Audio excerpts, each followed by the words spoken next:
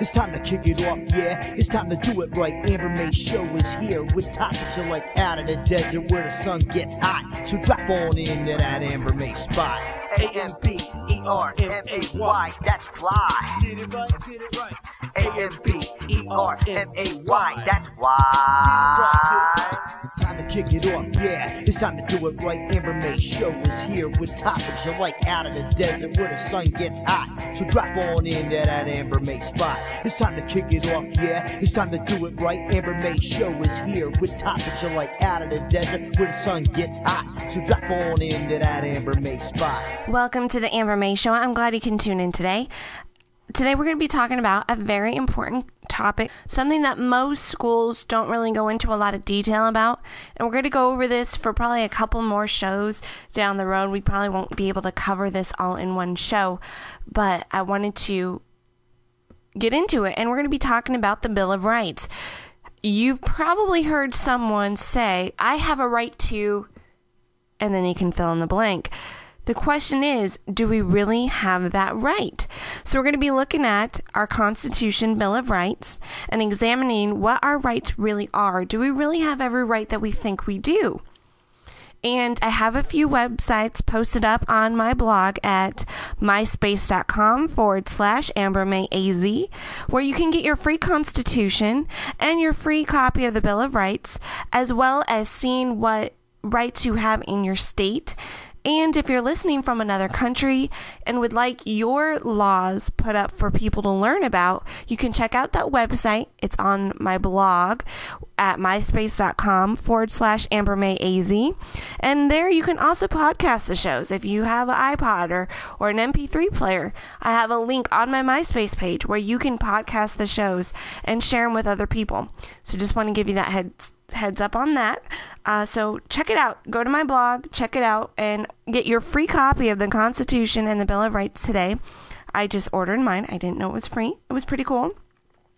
And on a side note, I just want to say I've heard a lot of commotion these days about voting and about the lesser of the two evils. Well, if you're a Democrat and you don't really want the Republicans in because they messed everything up, I don't want to vote for McCain, even though he might be good, because he's a Republican and I don't want a Republican in, so I'm going to vote for Obama, and vice versa. If you're a Republican and you're like, God forbid, I don't want a Democrat in office, so I'm not going to vote for Obama, and you don't like your candidates on the party that you already have, you don't have to settle for the lesser of two evils because you're still voting for evil. There's some grassroots people out there that are running for office, and actually I voted one in. I wrote in, I got an early ballot, and I voted one in because frankly I don't like either one of the candidates. I think it's time for change, just like Obama says. I agree with him. I think it's time for change, but can those career politicians really bring the change we need? So don't listen to people when they give you crap that said, oh, you just threw away a vote, now Obama's getting in, or oh, McCain's getting in, now thanks a lot. Don't listen to that. Your responsibility is to vote for who you think is best. And maybe it is time for change, and maybe neither Democrat or Republican can really bring it. So I'm going to throw that out there. Think about it. Go look up the Constitution Party. I know Chuck Baldwin's running for office there. He sounds like a pretty good guy. And then there's a libertarian, I believe, running. I don't know a lot about the libertarian, but I encourage you to do some research, and maybe it's time to write in a candidate. Maybe it's time for grassroots people, not career politicians. We're not being heard in Washington, so maybe it is time for a change. So I just want to throw it out there. You're not throwing away a vote. You need to vote the way you think is the best and who's best for the job, even if they don't win. Enough with that.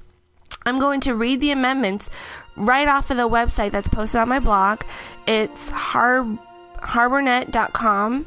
So we're going to begin with Amendment 1. Congress shall make no law respecting an establishment of religion or prohibiting the free exercise thereof, or abridging the freedom of speech or the press, or the right of the people to assemble peacefully and petition the government for a redress of grievances.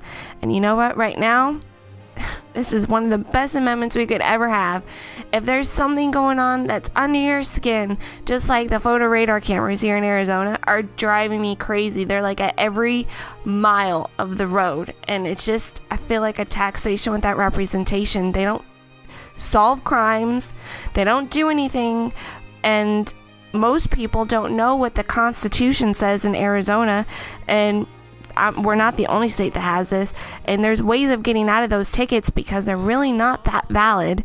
And we have justices here. I've come across a few letters from justices who are against these cameras, and it's our right to petition. It's about time we petition our government for stuff. This is important. When anyone takes 1 ounce or one little Bill of Rights away, you can kiss all the Bill of Rights away. That's why I feel it's very important that we go through the Bill of Rights.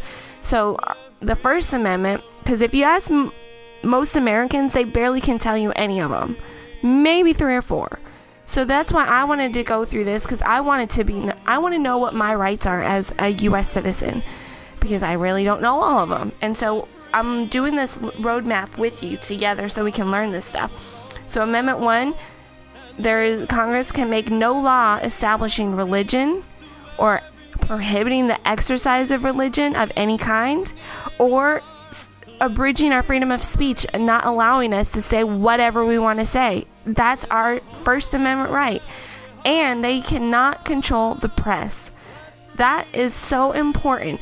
And we have a right to peacefully petition our government for redress of grievances.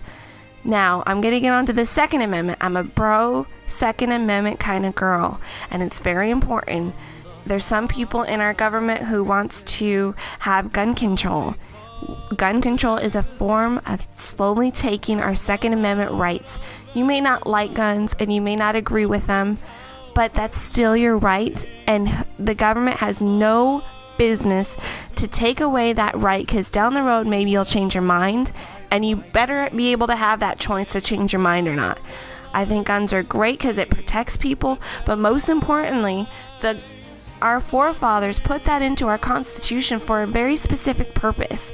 I'll read it to you. It says, "A well-regulated militia being necessary to the security of a free state, the right of the people to keep and bear arms shall not be infringed." That means our forefathers put that in because they fought for this country. They were fighting the world power at the time, a world power that was not giving people freedoms to do what they wanted, a world power that oppressed them, a world power that controlled every ounce of their life. And our forefathers went through that, and history repeats itself. And if we take the Second Amendment or gun control or any like that away, then we don't have the ability to fight for a free country if our government gets too large. And I hate to tell you guys, but it's going down that path where our government is just regulating every stinking thing. Come on, get out of it. It's a free country. You don't have any right to regulate everything. So it's very important that we keep our Second Amendment right so that we can have a fight with a militia if necessary for a free state, and to protect our families from intruders breaking in. It's so important. So please don't be pro gun control.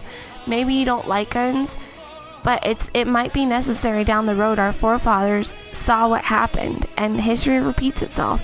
So this might be a very necessary right to have. So I want you to think about that. Amendment 3, no soldier shall in the time of peace or quartered in any house without the consent of the owner, nor in time of war, but in a manner to be prescribed by law. I never heard of this amendment before. I'm glad I am reading this, because according to the Constitution, no soldier can come into our house without our permission. They have to get consent from us. So if something's happening without a court order at the very least, if they're not getting your permission, you have a right to fight that. So that's really a neat kind of amendment that we have. I didn't know about that before. But what we're going to do is we're going to take a break, and we'll come back after this. I hope you tune in next week. We're going to be talking about Article 4, and that's an important one. A lot of people see these cop shows. and it's not all legit, the cop shows, and that's really how people find out about their rights, and that's pretty sad. So you're not going to want to miss the 4th Amendment, and that will be talked about next week, and I'll see you again later. Take care.